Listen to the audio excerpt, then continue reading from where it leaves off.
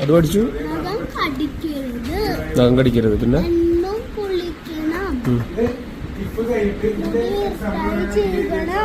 മുടി വെട്ടാതെ ചെയ്യണം. വൃത്തിയായി ചെയ്യണം. അതന്നെ. ഇനിയേതാ? ഇനിയുണ്ട്. കമോൺ.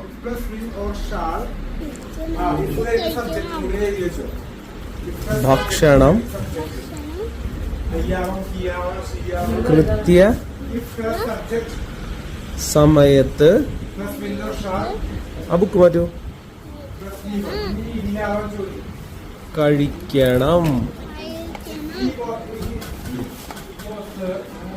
ഓക്കെ.